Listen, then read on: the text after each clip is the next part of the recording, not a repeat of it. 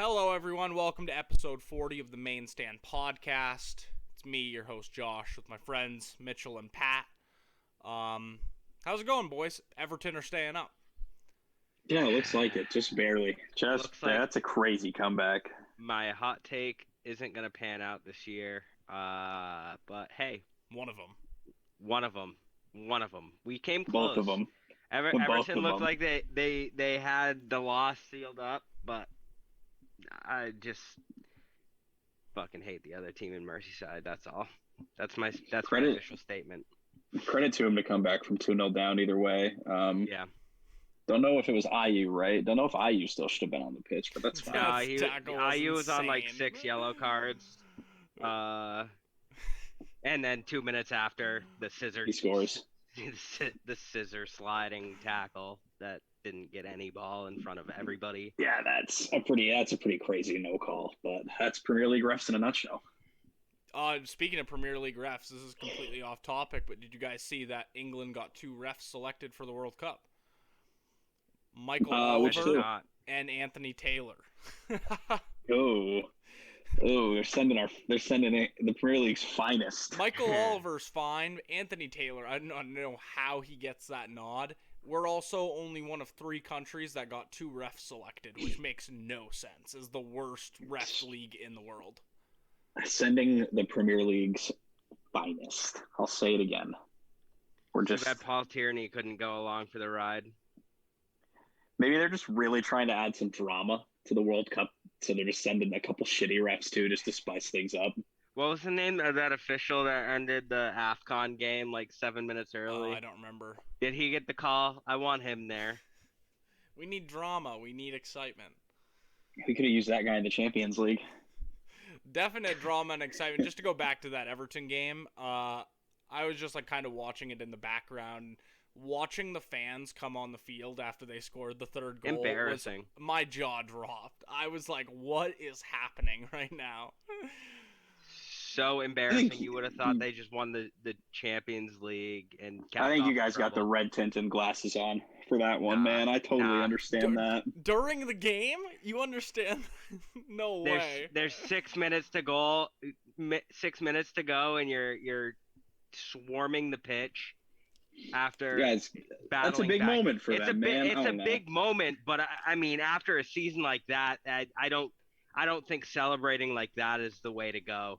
We had half a dozen smoke bombs hit the pitch, flares hit the pitch, and hundreds of people just swarmed. It just.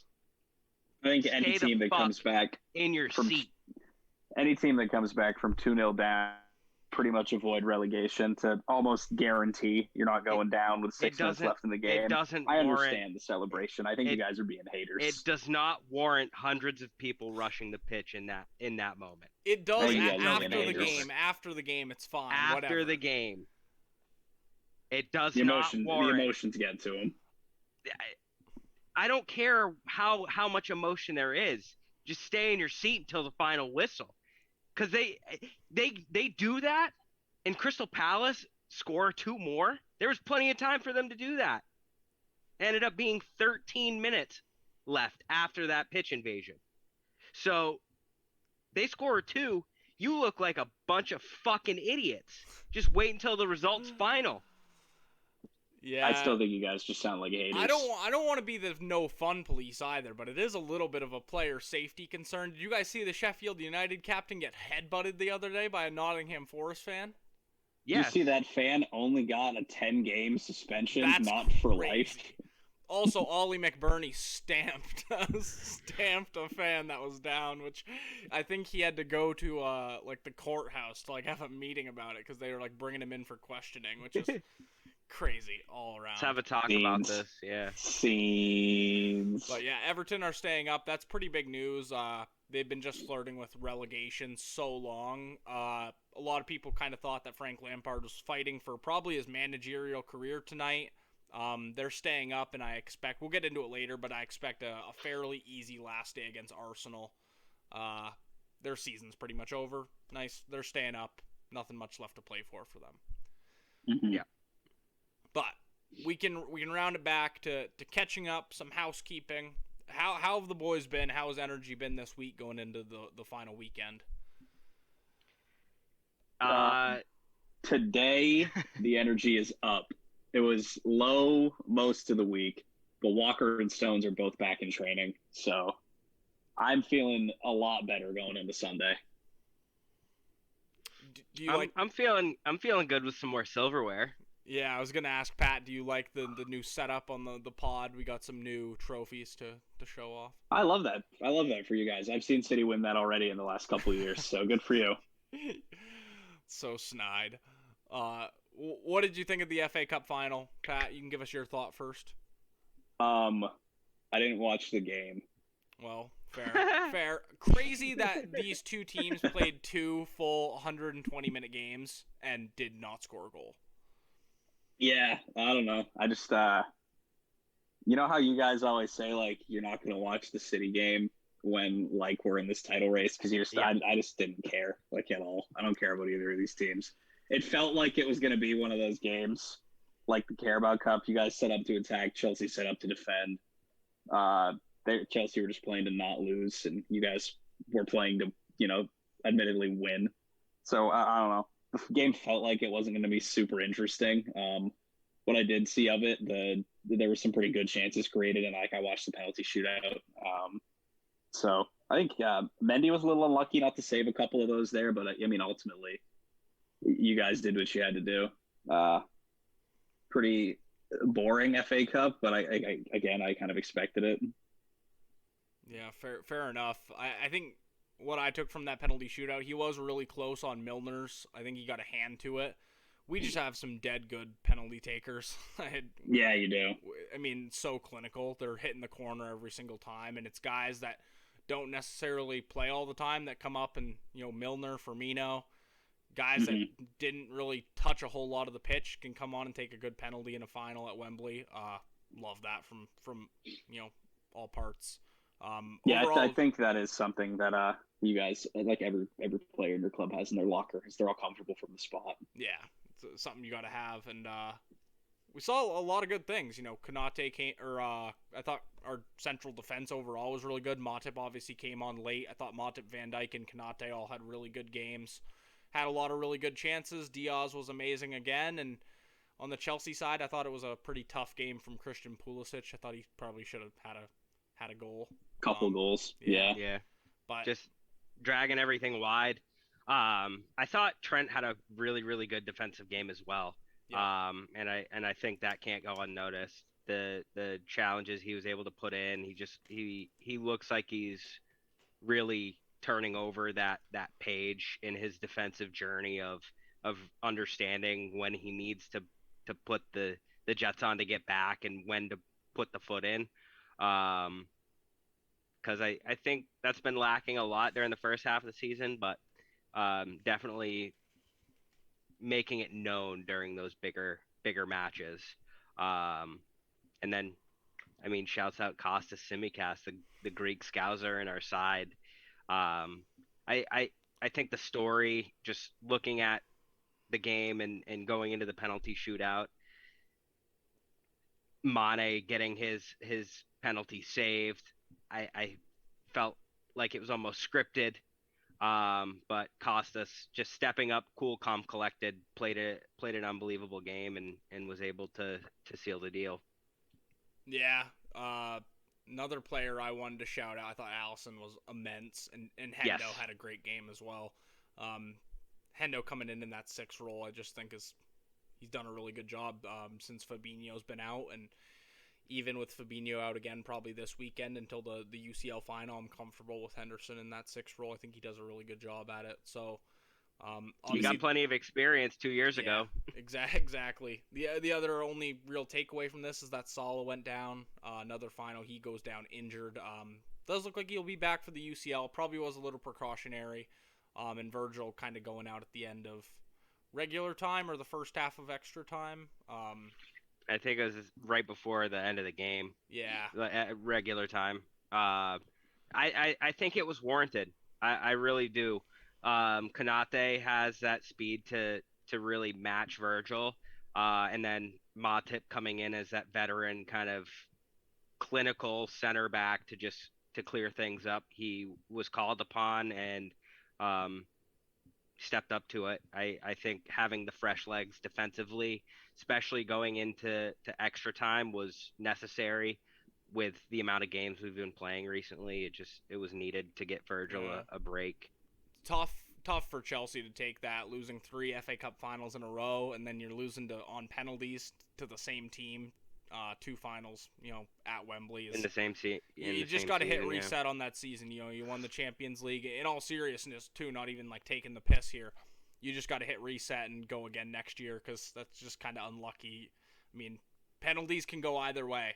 I think that's why Henderson was consoling Mason Mount at the end of the game. Penalties are a really unlucky way to decide a game, and it's unlucky for Chelsea to lose twice in penalties. So they're not a bad team. They'll go again next season. But yeah, it's tough for them. But we did play. We'll stick with Liverpool, and then we'll go over to Man City.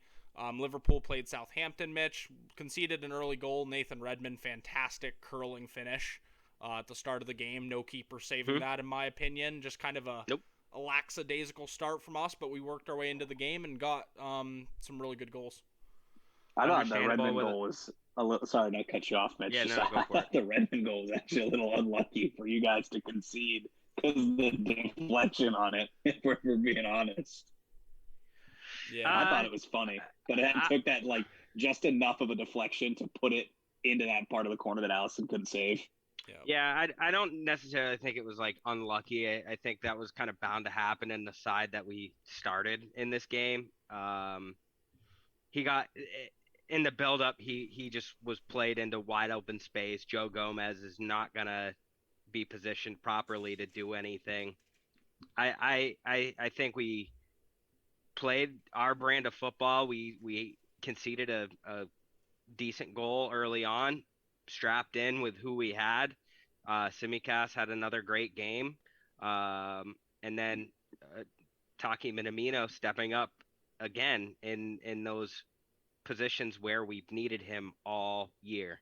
That was a great finish by him, in fairness. He has not failed to step up when it's been needed and when he's been called on, and I can't thank him enough for that. Yeah, 10 goals and really class finishes too. If you look back on the one he scored against Leicester in the Cup, a couple really nice tidy finishes. And if we don't keep him, I would love to keep him with Origi leaving, but if we don't keep him, he'll go and be a regular starter, probably at a lot of bottom half teams in the Prem. A guy I give a lot of, just my last note on the game, a guy I give a lot of flack that plays for your side that I'm going to say I actually thought had a pretty good game against Southampton was Firmino. I think he did a lot of really, really good work not out of possession, but off the ball. Doing what Firmino does. I thought he had a really, really good game. And for a guy who hasn't got regular minutes for you, that's the only nice thing I'll say about Firmino for the rest of my life is he had a good game against Southampton. We'll switch over to the other side, I guess. Sorry to interrupt you, Mitch. Yeah. No, I just said I'll take it from Pat. That's a high compliment. Jesus. Yeah, Pat doesn't like our boy Bobby. I like Bobby. I just think keep him out of the conversations with players like Aguero. All right, man. Your fan base makes me not like him. Oh, I think he's better than Jesus. I wouldn't say he's better than Aguero, but oh my God, so much better than Jesus. So this puts Liverpool. What are we on, Mitch? Right now, 89 points. 89. 89 points. It is City are at 90, so we're sitting a point behind going into Championship Sunday. And City are +6 on the goal differential. Yep. Yeah. I don't think it can come down to goal differential now, though, can it? If we win 5, it has to be. You have to win 6-5 or something. We would have to draw. You would have to lose, and we would have to draw 6-6. Yeah, or we would have to lose 6-0. No, you'd have. There needs to be a 6-goal swing. Yeah. So if you drew 0-0 and we. No, if we draw, you win the title. You lose. You have to lose 6-0. You lose 1-0. You lose 1-0. We would have to draw 5-5. So this is there would be no change in your goal differential. Mitch, I think we're thinking. Oh yeah, true. We're thinking of. There's no way. There's no way. We're thinking of if there's a playoff. I saw this tweet, and that's where I was going to. We have to like tie 5-5, and there has to be like a 6-1 result for there to be a playoff because we'd be tied on goals scored and goals conceded. Right. Mm-hmm. Yeah. So we'll see how that goes. My midweek brain and math are not working right now. Well, my midweek went pretty much exactly how I expected it to go, unfortunately. Yeah, I kind of could feel City dropping points against West Ham. I mean, I'll take the point at the end of the day. I thought we were going to lose after the first half. So I'll take a draw. You know, I'll take like maybe being able to lose if you guys or win the title still if we lose on the last day and you guys tie. So I don't know. Give us like a little bit of a cushion at the end there. Good character from City to fight back in the second half to bring it back to 2-0. Yeah. Riyad Mahrez, I don't know why he took that penalty in all honesty. I'd rather have a guy like De Bruyne or like Jesus on the penalty at the end of the season with the confidence Jesus had and just De Bruyne being De Bruyne. I get Mahrez as our penalty taker and everything, but I wasn't super confident seeing him step up and take it. Last thing I'll note is I don't ever feel comfortable putting Ederson in the same conversation as Alisson or any top goalkeeper after these last couple weeks of performances. My man was a hologram in net versus West Ham, unfortunately. Dude, I saw this tweet that was like Ederson if he couldn't kick, and it was a picture of Scott Carson, and it's not too far off. I don't know if it's a mental thing. Like, he doesn't really have much competition with Stefan not being the greatest keeper either, but he was just like, he's been really off it these past couple of weeks. And he was like the second goal Villa scored, fair. I mean, I guess whatever. But that first goal, man, like he was just so out of position. It's just like he didn't do anything to try and stop it. And I mean, the second one too was pretty savable. I mean, it went through defenders' legs. He's just frustrating me these past couple weeks. And I get he's a great keeper and he's good with his feet and he has made some big saves throughout the years. He's just so inconsistent saving. And I think that's really he's not a very good shot stopper. Good is in perspective. He's not.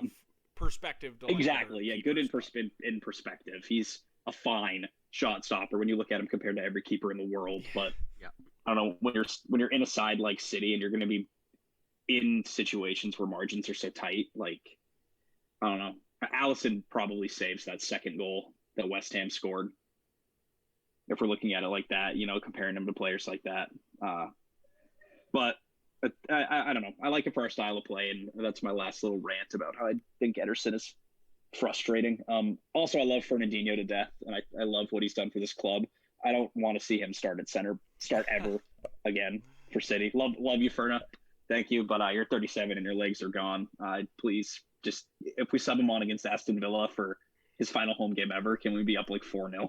Hey, everybody can't be James Milner, okay? Listen, everybody can't be a lot of players, but speaking of James Milner and Fernandinho, shout out to Mark Noble. Hell of a career, Mr. Oh, West yeah, Ham. for real. Yes. Yeah, great career. Yeah, insane career. Really, really classy to see Pep go up to him and talk to him the way he did after the game too, and call him like Mr. West Ham in the press conferences after, and really like give his respects to a player like Mark Noble. That's like rare in the modern era, for sure, to see a player stay with the club that long. And I know, like, you know, there are gonna be people out there who are like, oh, who would even want Mark Noble? I don't know, to be a Premier League professional for 16 years in a club like West Ham. I mean, at the end of the day, like, that's a compliment to the player Mark Noble is, and you know, the Premier League isn't like dog shit. Like, to be a consistent professional in this league for an entire, you know, 16, 17 year career, it's impressive, and you know, you got to tip your hat to something like that. And it's not like West Ham or some shit club that like are always facing relegation. They've had some really good passages of play throughout his time there, and to be such a huge piece of it and as consistently as he has is nothing to scoff at. Yeah, that speaks volumes about who he is as a professional. This is the last point on the game here. Another player who's had a really, really good season for West Ham, Jared Bowen on the wing. Mm-hmm. I know we were linked to him. I don't know if we're kind of out of that now, Mitch, with Luis Diaz coming in early. I fucking hope so. He's really good though. He's good, but player. I don't want to go out of my way to fill a hole that isn't needed anymore. Yeah. I think what we need more now is midfield depth. I think we need more midfield depth, and we're gonna have to patch a hole with somebody like Divock Origi leaving. So I would rather see somebody more central come in versus a winger if we were going to target somebody. And I would assume we're going to go for somebody a little bit younger, a little bit less known, save some money, and go again. Yep. And then the final real big story coming out of the Premier League in terms of like catching up, Arsenal just continue to have a shambolic end of their season. Arteta, you got to question him. 2 games, you blow the North London derby 3-0, and then you just get outclassed away at St. James Park against Newcastle. Hardly even touched the ball. Never felt like they were in the game. I mean, if you listen to the comments that Xhaka made after the game, though, it sounds more like a player's thing than a managerial thing. If you're hearing what Xhaka had to say, he was just like, the guys weren't listening to the coach. No one was following the game plan. You know, people were like afraid to be out there. No one actually wanted to play. And I honestly, we give Xhaka a lot of shit. We banter the shit out of that guy. But to have the personality to go on air and not give like your standard, like, we will try again on Sunday, we are sorry type of interview, and be more like, yeah, we were really bad. We didn't deserve anything from that game. Like, the players didn't do what the coach said. Like, you know, him saying like, you know, players that be here, like, you need to have the balls to want to like step up and do this thing. I think that speaks volumes about the type of person he is, at least in the dressing room. And I think it's really tough to pin that game on Arteta after hearing comments like that from another player. Especially somebody who's in that captain rotation. Mm-hmm. Yeah, you can look towards Arteta for sure, because I mean, something has to be said about his man management and getting these players up for these games. But also, there's always like a certain level of responsibility that falls like on the 11 players on that pitch as well. I ultimately think the depth has and injuries that Arsenal sustained over the course of, you know, this last quarter of the season have caught up with them. You know, you're having to run guys a little bit more ragged. You don't have the depth or the talent to sub somebody on in a pressure situation, especially on the back line. Their defensive line has been just torn through on this last kind of quarter of the year. I think having Tierney in that North London derby changes everything for them. Kulikevsky was given pretty much free reign on that right side of the pitch, which opened up Son and Kane up the left and the middle. So I think there are some bigger things at play than Arsenal just completely bottling it and having a shambolic end of the year. I do think we look at this Arsenal side and say, 5th place is nothing to scoff at after the start they had this year. They worked their asses off, and maybe they are a little tired at the end of the year. So it's going to happen. Mistakes are going to be made. And you know, I think it's not over yet, but it's not in their hands anymore. Yeah, exactly. All they can do is go out and win and then hope that Spurs do a Spurs and lose to Norwich on the last day. Right. It's tough. I actually so I get where you're coming from, Pat, and I get that as fans we can't have both. Like, if we ask for organic interviews, we can't complain when a player gives one. But I like what Jamie Carragher had to say kind of in his commentary afterwards of he's talking about, like, players not being up for it and stuff, but ultimately, like, he was one of the players on the pitch, too. It doesn't come down to just 2 or 3 players. Like, a performance like that where you don't get on the ball, it's, like, all of you at the same time. So I think it's kind of like a cop-out to be like, you know, some of these young kids, like, aren't really up for it. If you're not ready, like, stay home. I thought, like, it's a little cheesy. I do appreciate, like, the organicness. I think that's cool, but maybe not the time. And the only thing I question Arsenal's a little bit in their recruitment. I still feel like they don't have an identity, or at least a consistent one.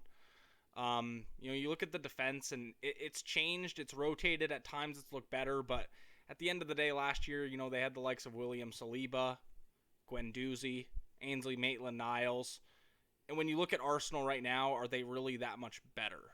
Like, is Ben White really doing better than Saliba did in Ligue 1 this year?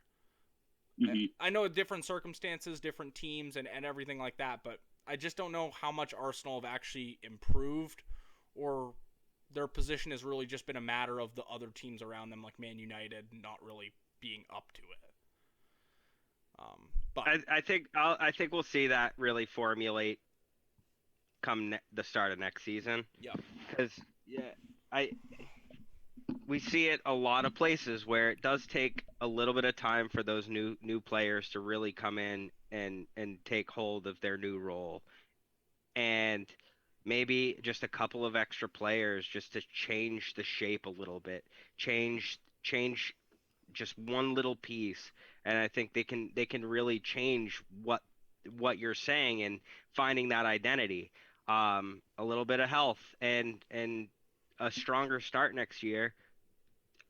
They're going to be in that conversation all year again. It's going to be a constant dogfight for top four. But I don't think it's taking away from what they've done. I don't think finishing fifth or losing a couple of games at the end of the year is going to put a nail in the proverbial coffin for them. I think it's going to make them want to fight for a little bit more, and they can see that Champions League football is on the horizon. They just need to work a little harder to do that.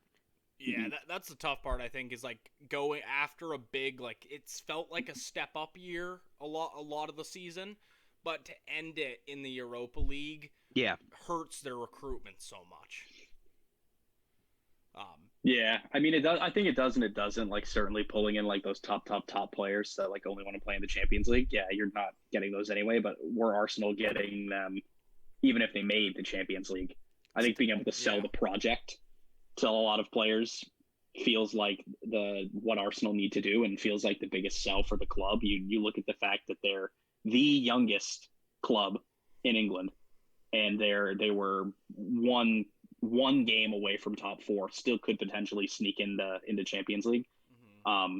I think it speaks volumes about what's going on there and the talent in the team, and when they're clicking and when they're playing good, like clearly they are a good side. And I think it's easier to maybe look at them and say, yeah, they didn't make the Champions League, but like they have the makings of a very solid foundation there, and the project is being in place. And now it's a matter of this summer getting guys that fit in with the project and that are bought into that kind of